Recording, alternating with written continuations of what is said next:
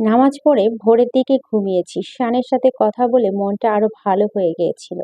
তাই বেশ জোরালো একটা ঘুম হলো। ঘুম যেন ভাঙতেই যাচ্ছে না। স্মৃতি সকাল থেকে সোহার দিকে যাচ্ছে, কিন্তু কোথাও কি সোহা বারবারই নড়েচড়ে আবার ঘুমিয়ে পড়ছে। এখন বাজে দুপুর 1টা। এখনো সোহা ওঠার কোনো হেলদোল নেই। আম্মু সকাল থেকে বকাবকি করছে যাতে সোহাকে টেনে তুলি। সন্ধ্যার দিকে আন্টি বদলে অনুষ্ঠান। তার আগেই একটা পূর্ব প্রস্তুতি তো প্রয়োজন আছে। কিন্তু এই মেয়েকে দেখে পুরো দুনিয়াদারি ভুলে কত সুন্দর ঘুমিয়ে যাচ্ছে। আর ওর জন্য সকাল থেকে স্মৃতির বকা শুনে যাচ্ছি। এখন আম্মুকে কি করে বুঝাবো তার ঘুম কাতরে মেয়ে যে কাল সারারাত নিজের বরের সাথে কথা বলে সকাল সকাল পড়ে পড়ে ঘুমাচ্ছে, সেটা তো আর তার জানে না। স্মৃতি সোহার হাত ধরে টেনে বসিয়ে বলল, এই সোয়া, ওঠ না, দেখ কত বেলা হয়ে গেছে। কিছু খেয়ে নে, রেডি হতে হবে তো। আমি আবারও বিছানায় শুয়ে পড়লাম।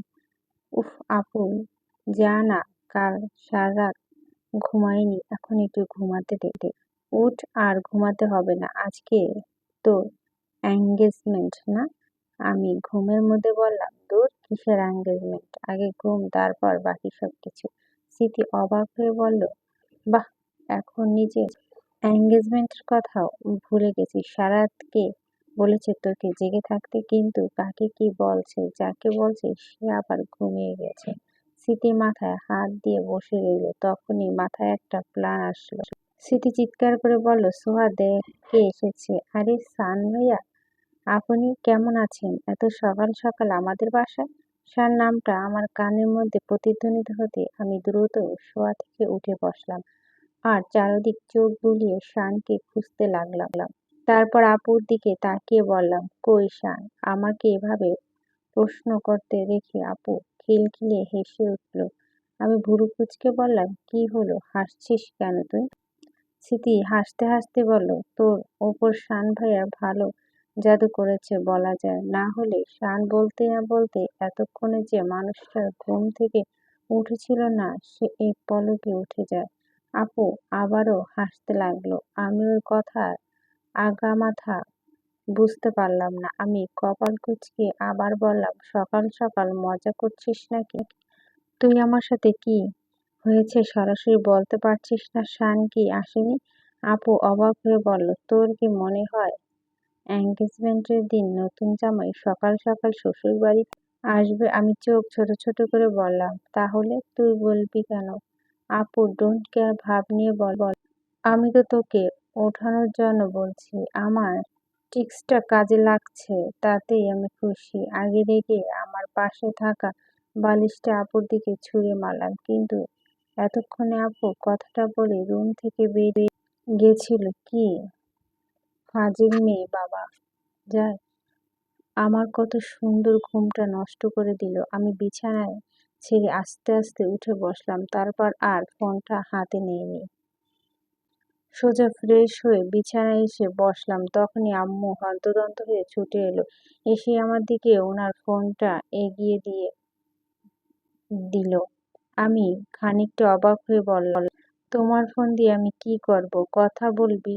কার সাথে? শানের সাথে মানে? কথা বল, তাহলেই বুঝবি। আম্মু আমার হাতে ফোনটা ধরিয়ে দিয়ে চলে গেল। আমি ফোনটা কানে দিয়ে বললাম, হ্যালো।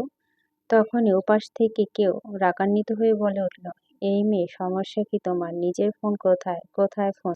এমন ঝাড়ি শুনে প্রথমে ভয়ে কান থেকে ফোনটা নামিয়ে নিলাম, তারপর আমতা আমতা করে বললাম, ফোন তো আমার কাছে নেই।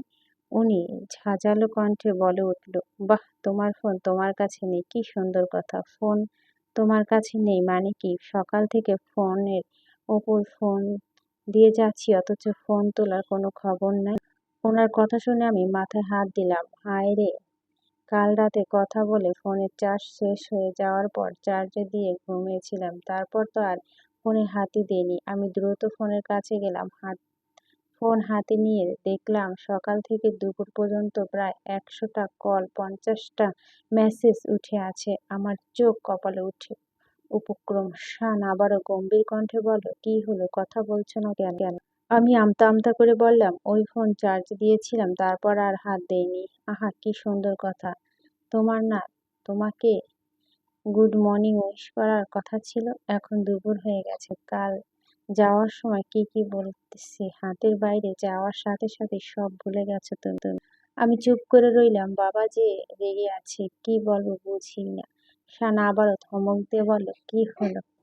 কথা বলছো না কেন এখন? আপনি তো চান্স দিচ্ছেন না আমাকে বলার। এত রাগ করলে হবে? সকালে তো কথা হলো, তাই ভাবলে পরে পরে ঘুমানো যাক, তাই না? এখানে আমি ঘুমাতে পারছি না, আর তুমি বেশ আরামে ঘুমাচ্ছ মনে হচ্ছে। আমি চুপ করে রইলাম। উফ, আমার ঘুমটাও না এত গভীর কেন বুঝি না। শান বলল, ফোন কাটো। আমি কান্না কান্না ভাবে বললাম, সরি সরি, আমার এমনটা হবে না, প্লিজ ফোন কাটবেন না। ওপাশ থেকে কোনো কথা আসছে না। আমি 2-3 বার হ্যালো হ্যালো বললাম, বাট নো রেসপন্স। শান কোনো কথা না বলে ফোনটা কেটে দিল। আমার চোখ থেকে পানি গড়িয়ে পড়ল। একটা ভুল হয়ে গেছে তাই বলে এত রাগ করবে কি আছে? তখন আমার ফোনটা বেজে উঠল। ভিডিও কল দিয়েছে শান। আমার মুখে হাসি ফুটে উঠল। আমি দ্রুত ফোন রিসিভ করলাম। শানের মুখটা চোখের সামনে ভেসে আসলো। আমি অভিমান নিয়ে বললাম, আপনি না অনেক খারাপ, সবসময় এভাবেই আমাকে কষ্ট দেন। আপনিও কিছু কম যান কোথাও ম্যাডাম। আমি মুখ ভেঙালাম। শান হাসলো। আচ্ছা, একটা মানুষকে সব রূপেই তো সুন্দর লাগে কি করে? আমি গাল ফুলিয়ে বললাম, জানি না। শান আবার হাসলো। আমি রেগে বললাম, আপনাকে বলছি না একদিন আমার সামনে এভাবে হাসবেন না কেন?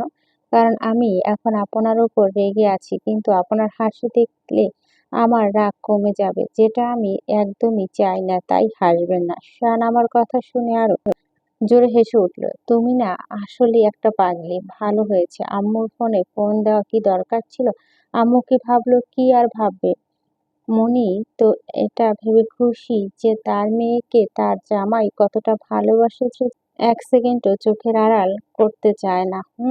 এতক্ষণ রাগ দেখিয়ে এখন আসছেন ভালোবাসা দেখাতে। ভালোবাসা তো সবসময় দেখাতে চাই, কিন্তু তুমি কিছু কাজ এমন করে যে রাগ না দেখিয়ে পারিনি। তখনই আম্মু ট্রে ভর্তি খাবার নিয়ে ঘরে ঢুকলো, আবার সামনে রেখে বলল, সকাল থেকে না খেয়ে আছিস, খেয়ে নে, তারপর আমার রুমে আসিস। কথাটা বলে আম্মু চলে গেল। আমার চোখ বড় বড় হয়ে গেল। ইস, এখনই কেন আম্মুকে খাবার নিয়ে ঘরে ঢুকতে হলো? এখন কি হবে? আমি আস্তে আস্তে মাথাটা ঘুরিয়ে সামনে মানুষটার দিকে তাকালাম। চোখে মুখে স্পষ্ট রাগ ফুটে আছে। আমি একটু হেসে বললাম, ওই খেতে বসেছিলাম তখন আপনি ফোন করেছেন, তাই খাওয়া হয়। কোন সময় খাবার খাচ্ছ এটা? বলছিলাম ঠিক মতো খাওয়া দাওয়া করতে। সকাল থেকে না খেয়ে আছো তুমি? আমি নিজের ঠোঁট কামড়ে চোখ মুখ কুঁচকে বললাম, সরি। তোমার সরি তোমার কাছেই রাখো। এখন তো দেখছি তোমার সাথে ভালো করে কথা বলাই যাবে না। অলওয়েজ ধমকের ওপর থাকতে তাহলে সোজা থাকবে। আমি মাথা নিচু করে রইলাম। শান একটা দীর্ঘশ্বাস ফেলে বলল, তোমার ভাগ্য ভালো আমি তোমার সামনে নেই। দ্রুত খাওয়া শেষ করার পর কথা হবে, রাখছি।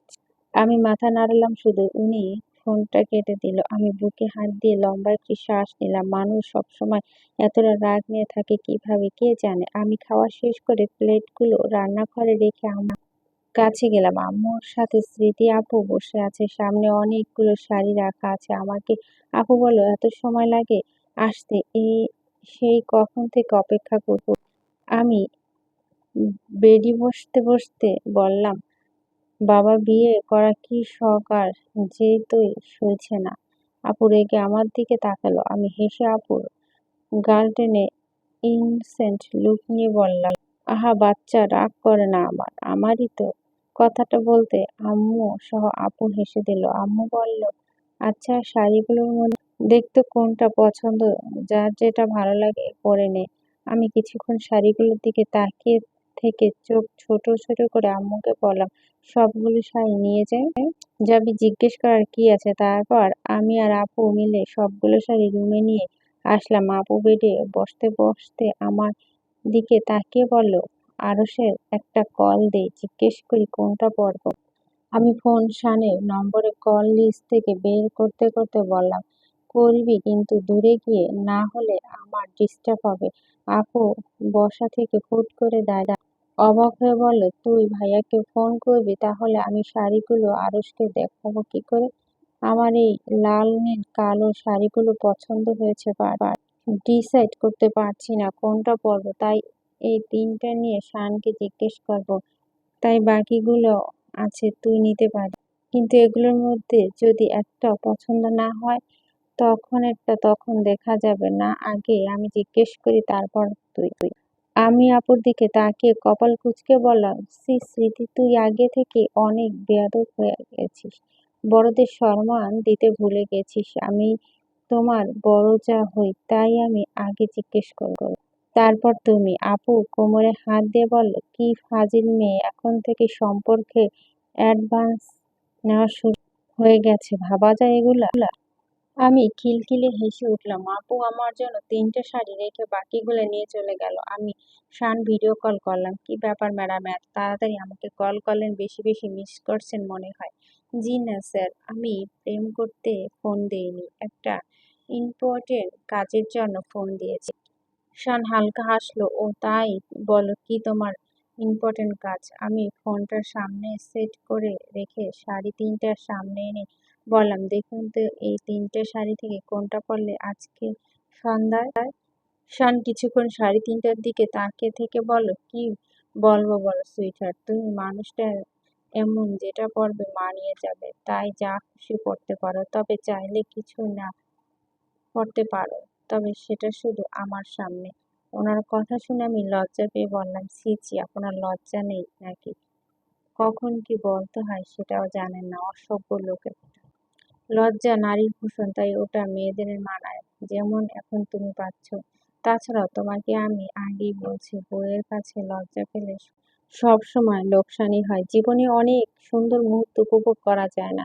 আর যেটা আমি হারাতে চাই না। আমি লজ্জার ফোনের দিকে তাকাতে পারছি না, চোখ নিচে নামিয়ে বল, আমারই ভুল হয়েছে, কেন যে ফোন করছিলাম কথাটা বলে কেটে দিলাম ফোনটা। ওনার কথা শোনা আর প্রয়োজন মনে করিনি। অসভ্য, সবসময় আমাকে আমাকে লজ্জা ফেলার জন্য নতুন নতুন রাস্তা খুঁজে বেড়ায়। তখনই আমার ফোনে মেসেজ টোনটা বেজে উঠল, কালো শাড়িটা পরো। কালো শাড়ি একদম তোমার অসরার লাগে, তাই মাই কুইন। সন্ধ্যা হয়ে গেছে, সারাদিন যেই বাড়িটা খালি খালি লাগছিল, এখন সেখানে একটু পা রাখার মতো জায়গা নেই। আত্মীয় স্বজন, পাড়া প্রতিবেশী নিয়ে জমজমাট হয়ে গেছে। কিছুক্ষণ আগে আমার সাজ কমপ্লিট হয়েছে, আমাকে আর আপুকে সাজিয়েছে আমাদের কাজিন সিস্টাররা। আমি যেভাবে যেভাবে বলছি ওরা সেভাবে সেভাবে সাজিয়েছে, একদম শানের মনের মতো করে। গায়ের রং ফর্সা হওয়ার কারণে কালো শাড়িটা শরীরে আরো ফুটে উঠলো। নাকে ছোট্ট একটা ডায়মন্ডের ব্ল্যাক স্টোনের নোজ পিন এবং ইয়াররিং, হাতে ভর্তি চুড়ি, চোখ গাঢ় করে কাজল, মুখে হালকা মেকআপ, ঘন কালো চুল গুলো পিঠে ছড়িয়ে ছিটিয়ে খুলে রাখা আছে, একদম শান যেভাবে সাজিয়েছিল সেভাবে। তখনই কাজিন একটা বলে উঠল, বাহ সোহা, তোকে তো খুব সুন্দর লাগছে, তোর বর তোর চোখ ফেরাতে পারবে না তোর থেকে। আব্বুর কথা রেস্ট টেনে বলল, চোখ ফেরা কি ভাইয়া তো আগে থেকেই ওর উপর ফিদা, আজ তো বেচারা হার্ট অ্যাটাক না করে বসে। ওদের কথা শুনে আমি লজ্জা পেয়ে গেলাম। আহা, যেভাবে বলছি যেন নিজের কিছু কম আছি। তোকেও কিন্তু কম সুন্দর লাগছে না, বেচারা আরুষ ভাইয়া তো অন্ধ হয়ে যাবে তোর রূপের ঝলকে। তারপর আমার থেকে তোকে কিন্তু একটু বেশি সুন্দর লাগছে বুনু, সেটা তুই মানিস আর না মানিস, তাই একটু সামলে থাকিস ভাইয়ার থেকে। আমি বিরক্ত হয়ে বললাম, উফ, কি শুরু করছিস তোরা, যা তো নিচে যা, মেহমানদারি কর, আম্মু একটু হেল্প কর। কেন কেন, বরের সাথে কথা বলা বুঝি এই জন্য আমাদের তাড়ানোর জন্য পাগল হয়ে গেছো? দূর, কি যে বলিস তোরা, যা খুশি বল, আমি কিছুই বলবো না। কিছু বললে দোষ, না বললে দোষ। আমি ওদের থেকে মুখ ফিরিয়ে নিলাম, সাথে সাথেই বাকিগুলাও খিলখিল করে হেসে দিল। শানরা কিছুক্ষণ আগে এসেছে, এসে থেকে শুধু মনটা ব্যাকুল হয়ে আছে প্রেয়সীকে একবার দেখবে বলে, কিন্তু কোথায়। এখন নিচে নামার কোনো নামই নেই। আরশ শানের পাশ থেকে উঠে বলল, আরে ভাই, এত উতলা হলে হবে? 2 মিনিট তো শান্ত হয়ে বসতে পারিস না? আমারও মনে আনচান করছে স্মৃতিকে দেখার জন্য, বাট আমি তা ধৈর্য ধরে আছি, তাই না? তুই যেভাবে চারদিক উঁকিঝুঁকি মারছিস, সবাই তো ভাববে তুই বিয়ে না চুরি করতে এসেছিস। আরশের কথা শুনে শান রাগী দৃষ্টি নিয়ে আরশের দিকে তাকালো। আরশ দাঁতে দাঁত কিলিয়ে বলল, আই অ্যাম জাস্ট জোকিং। তুই চাইলে তাকাতে পারিস, তোর শ্বশুরবাড়ি বলে কথা। আমিও দেখি স্মৃতি কোথায়। কথা বলে আরশ এদিক ওদিক তাকাতে লাগলো।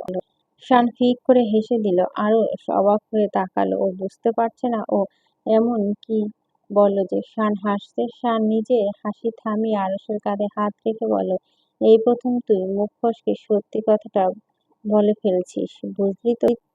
আরশ ভ্যাবলার মতো তাকিয়ে আছে। শান বলল, আসলে আমি এই বাড়ির সবচেয়ে দামি জিনিসটা চুরি করতে এসেছি। এই বাড়ির সবাই চোখের মণি, বাড়ির ছোট মেয়েকে। এটা কি বড় বিষয় নয়? আরশ অবাক হয়ে তাকিয়ে রইল। আসলেই তো, এভাবে তো কখনোই ভেবে দেখিনি। শান হাসল। তখনই ইমতিয়াজ সাহেব বললেন, তাহলে স্মৃতি সোহাগকে নিয়ে আসা হোক। অবশ্যই। বাবা সম্মতি দিল। মা এসে খবর দিতে আমাকে আর আপুকে আমাদের কাজিনটা নিচে নিয়ে আসার জন্য উঠে দাঁড়ালো। আমার মধ্যে একটু বেশি খুশি খুশি অনুভব লাগছে। দীর্ঘ 24 ঘন্টা পর ওনাকে চোখের সামনে দাঁড়িয়ে থাকতে দেখবো ভাবলে শিহরিত হচ্ছে। আমি গুটি গুটি পায়ে এগিয়ে গেলাম আমার ভবিষ্যতের দিকে। সিঁড়ি দিয়ে 2 রাজকন্যা নামছে। সবাই চোখে তাক লাগিয়ে গেছে, কেউ কারো চেয়ে কম নয়। প্রথমে স্মৃতি নামছে। স্মৃতিকে দেখে আরশের চোখের পলক পড়ছে না। মেরু রঙের শাড়ির সাথে ম্যাচিং সাজগোজ কোনো হুড়পড়ির চেয়ে কম লাগছে না। ট্যাপ নজরে তাকিয়ে আছে।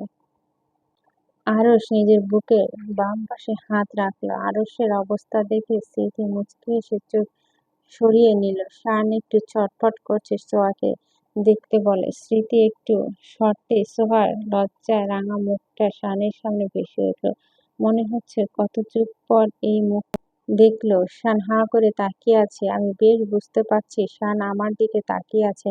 বুকের মধ্যে হৃৎপিণ্ডে সংকোচন প্রসারিত মাত্রাটা যেন বেশি বেড়ে গেছে। আমি চোখ তুলে ওনার চোখের দিকে তাকাতে সাহস হচ্ছে না, তাই মাটির দিকে তাকিয়ে রইলাম। হঠাৎ ভূমিকা নিচে দেবরের মাঝে দাঁড়িয়ে বলল, আরে এমন ঢ্যাপ নজরে দেখা বা তোমার আমার দেবরানী দুইটা নজর লেগে যাবে। ভূমিকার কথা শুনে আরশ আর শান দুজনে মাথা নামিয়ে নিল। আপু আর আমাকে এনে আরশ আর শানের পাশে দাঁড় করিয়ে দিল। পুষ্প আমাকে দেখে দৌড়ে আমার কাছে চলে এলো।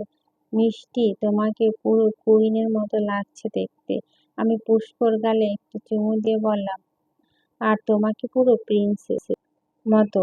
আমরা সবাই পাশাপাশি বসলাম। তখন শান আমার কানে কানে বলল, এবারে তিলে তিলে না মেরে একবার তো মেরে দিতে পারো। অন্তত প্রতিদিন এত ছটফট তো করতে হয় না। আমি নিচের দিকে তাকিয়ে রইলাম। মানুষটার মুখে কোনো কালে কিছু আটকায় না। উনি বুঝতে পারে না। ওনার এসব কথা শুনলে আমার দম বন্ধ হয়ে আসে। কিছুক্ষণ পর শ্বশুরমশাই বলল, তাহলে রিং সিরেমনি শুরু হোক। আমার বাবা বলল, শুরু হোক। শ্বশুরমশাই বললেন, যেহেতু শান বড় তাই শান আর সোয়ার আংটি বদল আগে হবে, তারপর স্মৃতি আর আরশের। কি বলিস? হুম। তারপর 2টো থালা গোলাপের পাপড়ির মধ্যে সাজিয়ে 2টো আংটি নিয়ে আসা হলো। সেখানে থেকে একটা আংটি আমি তুলে নিলাম, আর একটা শান। ভূমিকা আপু বলল, আগে সোহা পর, তারপর শান হাতে এগিয়ে দিল। আমি আস্তে আস্তে হাতটা এগিয়ে দিতে লাগলাম। আমার হাত টক টক করে কাঁপছে, সাথে হৃদয়ের স্পন্দন তো আছেই। কেউ কারো থেকে হাঁটতে নারাজ।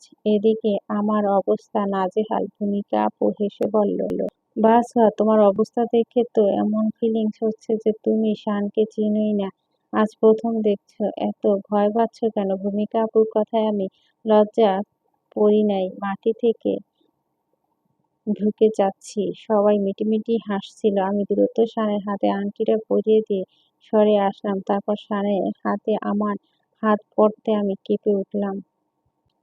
শান আমার দিকে একদৃষ্টিতে তাকিয়ে আংটিটা পরিয়ে দিল।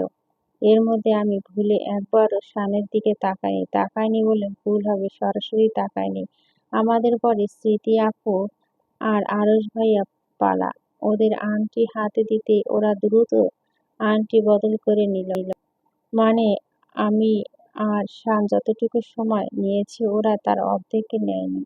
শাম্মু ভাইয়া আরশ ভাইয়ার কাঁধে হাত রেখে বলল, আরে আস্তে ভাইয়া আস্তে, এত দ্রুত গেলে হবে? সবাই তাকিয়ে আছে, অ্যাটলিস্ট একটু তো লজ্জা পাওয়া উচিত। এবার আর কেউ মিটিং ফিটিং না খিলখিলে হেসে উঠল। বোঝা যাচ্ছে আমাদের বলির পাঠা বানিয়ে সবাই মজা পাচ্ছে বেশ। সবার সবার মতো বিজি হয়ে গেল কথাবার্তায়। শান আমার কানে কানে বলল, কেউ তো আমার দিকে তাকাচ্ছে না, আজকে দেখে কি আমাকে এতটাই খারাপ লাগছে? আমি মাথা নিচু করে বললাম, এদিকে দেখুন, মেয়েগুলো সব আপনার দিকে তাকিয়ে আছে, তাদের জিজ্ঞেস করুন দিবে। শান একটু মজা করে বলল, বাহ, ভালো আইডিয়া তো, এটা তো আগে মাথায় আসেনি। এখন ঘরওয়ালি যদি না দেখে তাহলে বার আলীরা দিকে তো তাকাতেই হবে। বলে উঠতে নিবে, তখন আমি শক্ত করে ওনার হাত ধরে বসলাম আর ওনার চোখের দিকে রাগী দৃষ্টি তাকিয়ে বলল, এবার এদিকে পা বাড়িয়ে দেখেন, পা একদম ভেঙে দেবো। শখ কত? শান আমার কানের কাছে ফিসফিস করে বলল, শখ তো জীবনে অনেক আছে তোমাকে ঘিরে, কিন্তু তুমি পূরণ করতেই দিচ্ছ কোথায় সুইটহার্ট? কথাটা বলে উনি আমাকে চোখে মারল। আমার চোখ বড় বড় হয়ে গেল। আমি দ্রুত ওনার দিকে থেকে চোখ সরিয়ে ওনার পাশে থেকে উঠে চলে গেলাম।